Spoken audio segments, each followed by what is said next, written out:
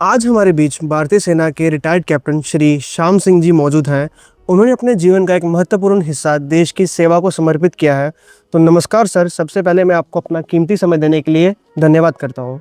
इससे पहले कि मैं आपसे बात करूं कि आपका बहुत शुक्रिया जो आप मेरे से थोड़ा सा जो यहाँ इंट्रोडक्शन लेने के लिए आए हैं, इसका बहुत बहुत धन्यवाद। तो हाँ बोलो। तो सबसे पहले सर, आपको सेना में शामिल होने की प्रेरणा कहाँ से मिली? सेना में जाने के लिए मेरा प्रेरणा पहले हमारे जो फादर थे, हमारे ग्रैंड फादर थे और गांव के बुजुर्ग लोग थे जिनको हम छोटे छोटे जब पढ़ते थे स्कूल में, तभी हम सेना में देखते थे उनको कैसे काम कर रहे हैं, उन्हीं को हमें देखकर काफ़ी अनुभव हुआ है। तो इसलिए हम लोगों ने भी इसलिए अपने आप में किया कि हम भी कभी सेना में भर्ती होंगे और देश की कुछ सेवा करेंगे। तो सर, सेना में आपने जो अपनी कितनी देर तक सेवा दी है?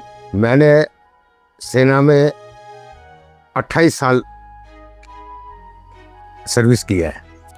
तो सर, जो आपकी जो सबसे पहली पोस्टिंग थी वो कहाँ हुई थी? मेरी सबसे पहले पोस्टिंग जो है कि यहाँ पर फिरोजपुर में हुआ था, फाजिल का एरिया, पंजाब। तो सर, आपने अपने कार्यकाल के दौरान किसी विशेष ऑपरेशन या युद्ध में भाग लिया है?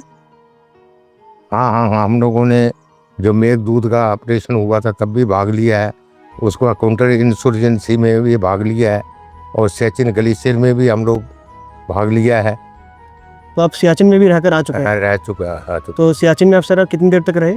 सियाचिन में हम कम से ऊपर का जो टर्न ओवर टोटली होता है 3 महीने का होता है, लेकिन हम लोगों ने नीचे करीब बेस कैंप में 6 महीने निकाला है।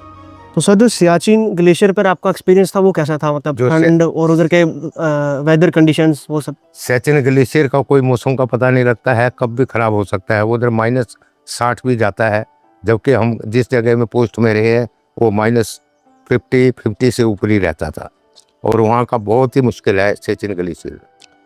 तो सर, सेना से आने के बाद आपके जीवन में क्या क्या बदलाव आए? सेना में आने के बाद हम लोग ने रिटायरमेंट के बाद सिविल जनता के साथ काफ़ी घुल मिले हैं, उनसे कुछ जानकारी मिली है, उनसे भी कुछ रहन सहन का कुछ हमें जो पहले था वो नहीं था।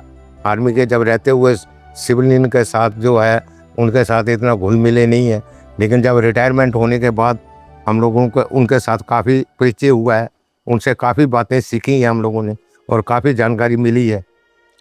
तो सर, जो परिवार से दूर रहकर अपने देश की सेवा का अनुभव कैसा था आपका? मतलब सबसे पहले तो होता है परिवार को दूर रहने से, परिवार वो नहीं है, परिवार वही है।